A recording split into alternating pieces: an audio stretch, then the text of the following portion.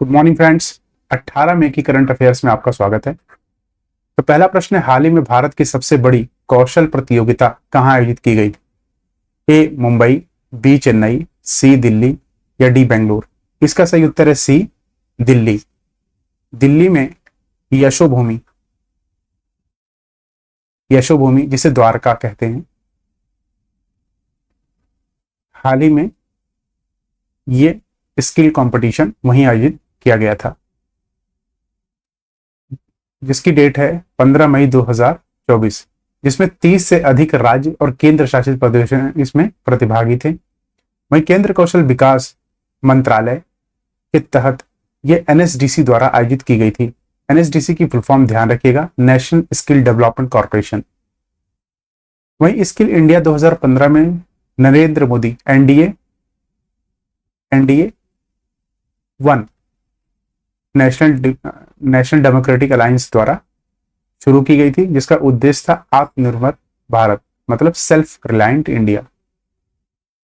Self reliant India.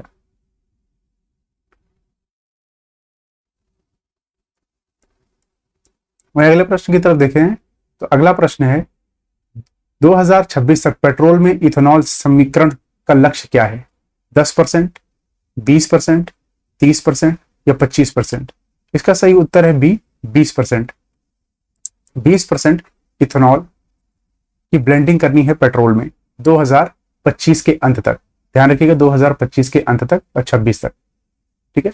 वही हम जानते हैं इथेनॉल को क्या कहते हैं? जैव ईंधन कहते हैं इसे, बायोफ्यूल, जो कि जैव ईंधन की उनकी मूल आधार पर 4 श्रेणियों में विभाजित किया गया है।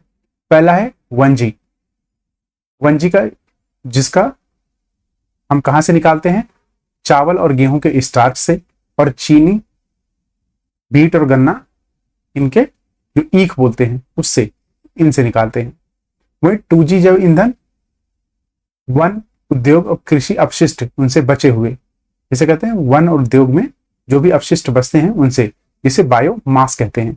वही 3G जैव ईंधन जो कि शैवाल ईंधन, शैवाल से प्राप्त होते हैं। ठीक है, जिसे शैवाल किसे कहते हैं? एल्गी। ध्यान रखना, सोचो एल्गी जो कि नेचुरली प्राकृतिक की देन है, पानी के अंदर पाई जाती है, उनसे भी ईंधन बन सकता है। वहीं 4G ईंधन जो कि फोटो जैविक सौर से बनता है। फोटो जैविक क्या होता है? फोटो मीन्स लाइट होती है, और वहीं जैविक मीन्स विच हैव लाइफ, जिसके एक जिंदगी हो। तो कुछ ऐसे केमिकल रिएक्शंस होते हैं जब सनलाइट इस पे पड़ती है, जिससे एनर्जी, वो केमिकल एक एनर्जी में कन्वर्ट हो जाता है और फ्यूल की तरह काम करता है। ध्यान रखिएगा कि जो बायोफ्यूल्स हैं इन्हीं को इथेनॉल कहते हैं, ये ध्यान रखिएगा। इथेनॉल ब्लेंडिंग डीजल पेट्रोल दोनों में होती है। वहीं एक प्लांट है जिसका नाम है जेट्रोफा। ध्यान रखिए ZETROFA, जेट्रोफा, इसे डीजल प्लांट भी कहते हैं। वहीं अगला प्रश्न है, हाल ही में किस देश में दुनिया का सबसे ऊंचा प्रतिस्पर्धी स्विमिंग पूल खोला गया है? A Nepal, B China, C Japan या डी भूटान। इसका सही उत्तर है डी भूटान। भूटान में हाल ही में यह स्विमिंग पूल खोला गया है। तो थोड़ा सा ये जान लेते हैं कि इसे किसने बनाया है। तो इसे विश्व एक्वेटिक ने बनाया है, जो कि पूरे विश्व में ओलंपिक के लिए भी ये बनाती है। तो यह प्रतियोगिता जो स्विमिंग पूल है, ये भूटान का भी दुनिया का सबसे ऊंचा है, ये ध्यान रखिएगा, जिसकी ऊंचाई 2400 मीटर पर है। वहीं इसका मुख्यालय लाजेन स्विट्जरलैंड में है। विश्व एक्वेटिक की बात कर रहे हैं, विश्व एक्वेटिक का मुख्यालय लाजेन स्विट्जरलैंड में है। इसकी स्थापना 1908 में हुई थी। वहीं अगर हम भूटान की बात करें तो भूटान भारत का एक पड़ोसी देश है, ये ध्यान रखिएगा, और सार्क का सदस्य भी है। और सार्क में टोटल 8 कंट्रीज हैं, ये भी आपको ध्यान रखना है। आखिरी कंट्री जो इसमें जुड़ी थी वो अफगानिस्तान थी। ठीक है। और अगर मैं कहूं सार्क का मुख्यालय कहां, तो ध्यान रखिएगा काठमांडू। ये सब चीजें इसमें नहीं लिखी हुई हैं, ये मैं आपको अपने जिसे कहते हैं कि नॉलेज से बता रहा हूं, और आप इसको क्रॉस चेक करिएगा गूगल पे तो आप सही पाएंगे। ठीक है। वही राजधानी है भूटान की थिम्पू, और यहाँ के पीएम है शेरिंग तोब्गे। आप मुझे कमेंट बॉक्स में बताइए यहाँ के राजा का क्या नाम, यहाँ के राजा का क्या नाम है। अगले प्रश्न की तरफ हम बढ़ते हैं। अगला प्रश्न है, कौन सा संगठन विश्व वन्यजीव अपराध रिपोर्ट प्रकाशित करता है? बात हो रही है अपराध। अपराध किस पे? वन्य जीवों पे।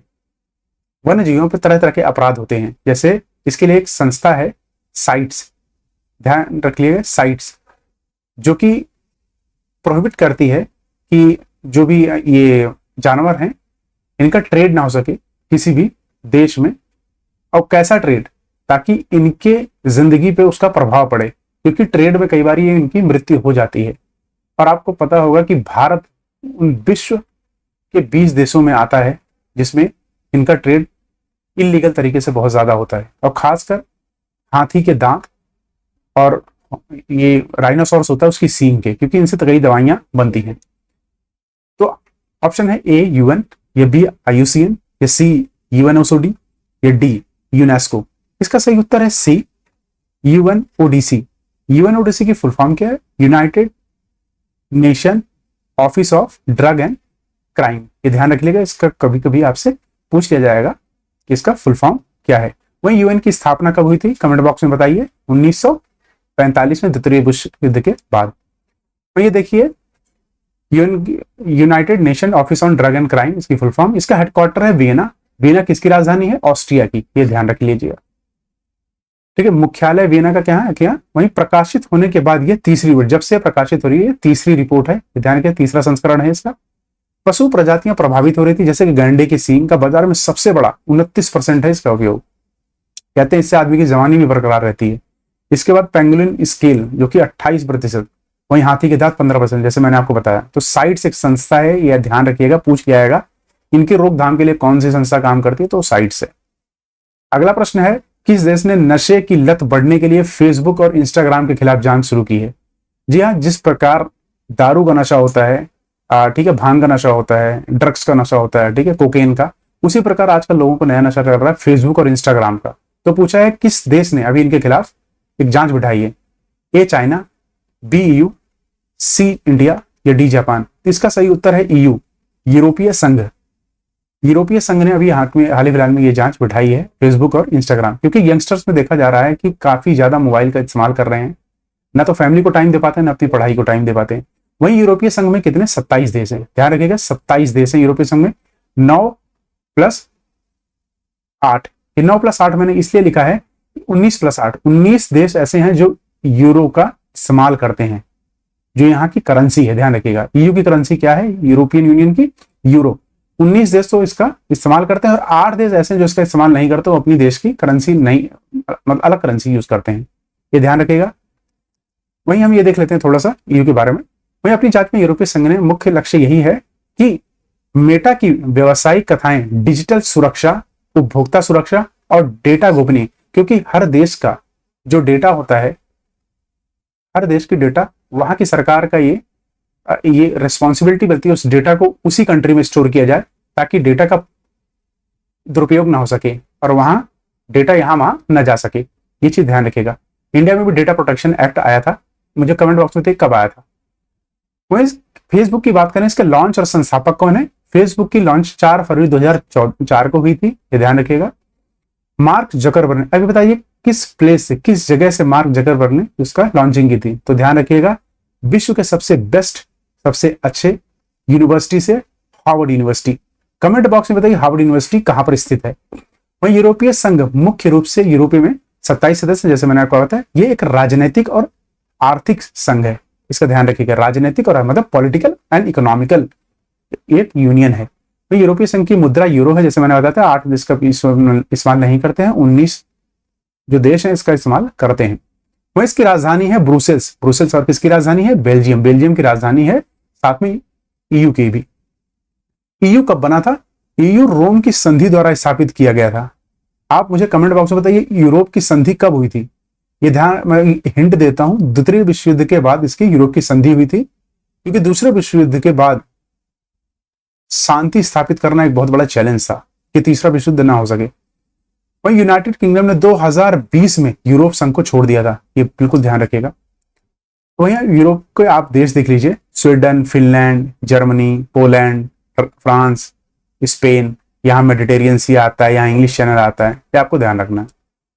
अगला प्रश्न है, हाल ही में किस देश ने ब्लू रेजिडेंसी वीजा पेश किया है? तो ध्यान रखिएगा, ऑप्शन है ए यूएई, बी ऑस्ट्रेलिया, सी नॉर्वे या डी डेनमार्क। इसका सही उत्तर है ए यूएई, संयुक्त अरब अमीरत, दुबई।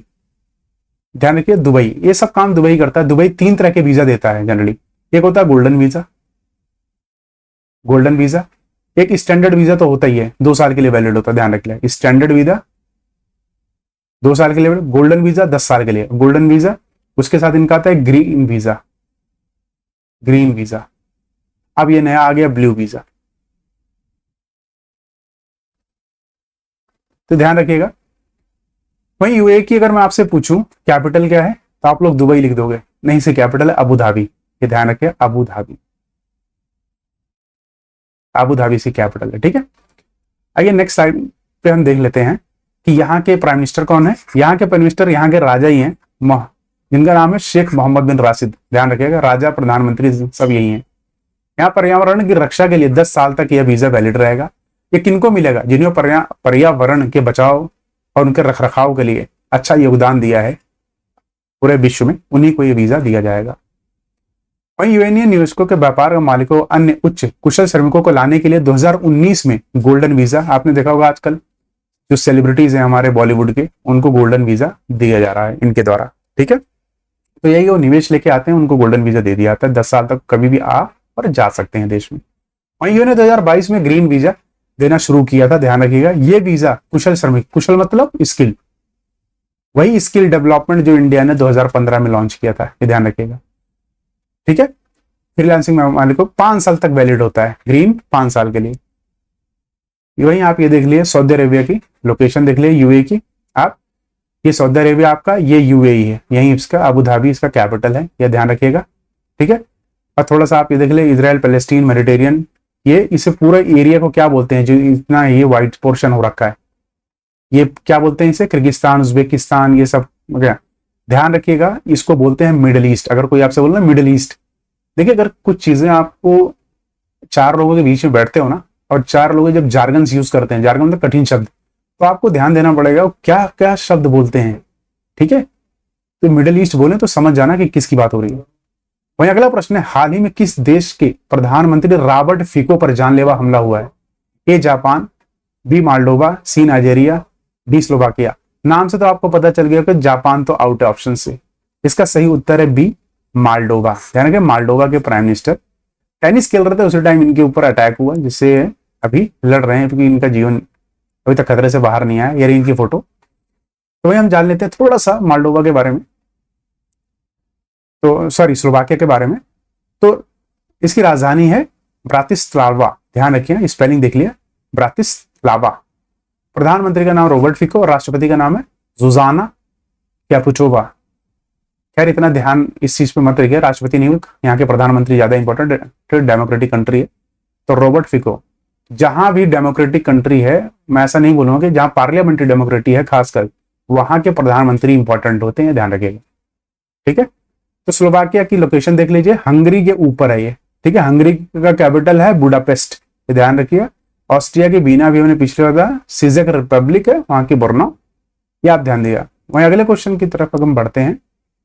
यूनेस्को की मेमोरी ऑफ द वर्ल्ड सूची में किस उपन्यास को शामिल किया गया है? अच्छा, उपन्यास क्या होता है? कमेंट बॉक्स में क्या बता सकते हैं कि उपन्यास किसे कहते हैं? देखो, उपन्यास होता है किसी भी टॉपिक पे लेके, ठीक है, कि मतलब आदमी का जैसे सोच होती है ना, एक सोच को लेके उसे उसी सोच पे पूरी किताब निर्भर होना, उसे उपन्यास कहते हैं, ठीक है।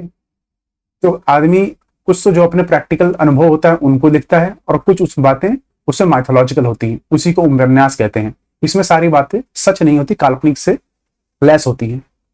तो पहला है ए ओलाइसस, बी सुल्तानास ड्रीम, या सी एडमराग, या डी अबारुद्वासिनी। तो इसका सही उत्तर है बी सुल्तानास ड्रीम। सुल्तानास ड्रीम को हाल ही फिलहाल में UNESCO memory of the world list में इंक्लूड किया गया है, ध्यान रखिएगा। वहीं हम जान लेते हैं कि यूनेस्को ने 1992 memory of the world program की शुरुआत की थी, ये ध्यान रखिएगा। वहीं सुल्ताना का सपना 1905 में लिखी गई थी, किसके द्वारा? ये लिखे थे बेगम रकैया सखावत हुसैन द्वारा। और इसका किसका आधार क्या है? इसका आधार है सुल्ताना सपना का, या महिलाओं द्वारा संचालित दुनिया का वर्णन करता है।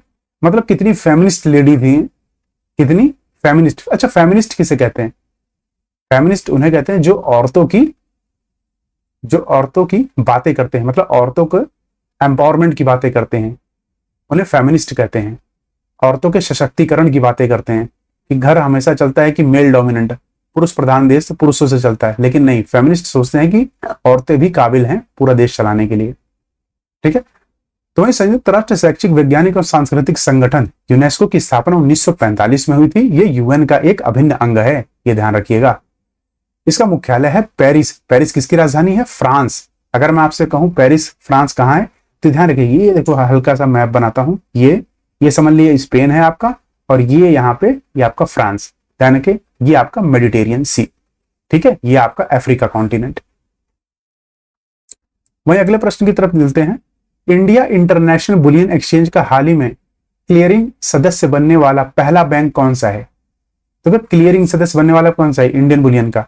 ए HDFC bank, B SBI, C ICICI bank या डी पीएनबी? इसका सही उत्तर है SBI. State Bank of India हाल ही में अभी कितनी तारीख को? अभी 14, ध्यान रखिए 14 मई को, 14 मई 2024 को अनाउंस किया कि इसकी क्लियरेंस के लिए पहला बैंक बन गए हैं। ठीक है, इंडिया इंटरनेशनल बुलियन। अच्छा, इंडिया इंटरनेशनल बुलियन है क्या?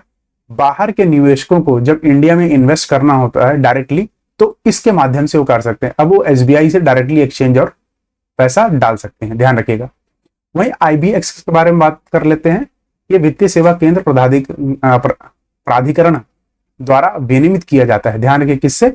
अंतरराष्ट्रीय वित्तीय सेवा केंद्र, जिसकी स्थापना 2019 में हुई थी। अनुमानित का मतलब होता है स्थापना। ठीक है, देखो हिंदी इंग्लिश मैं नहीं कर रहा हूं, बहुत अच्छी कर लो, एवरेज कर लो, एवरेज से काम बन जाएगा, मध्यम मार्ग, बुद्ध वाला, ध्यान रखना। ठीक है। वहीं एसबीआई की स्थापना 1955 में हुई थी, जिसे इंपेरियल बैंक ऑफ इंडिया के नाम से जाना जाता था 1921 से 1955 तक।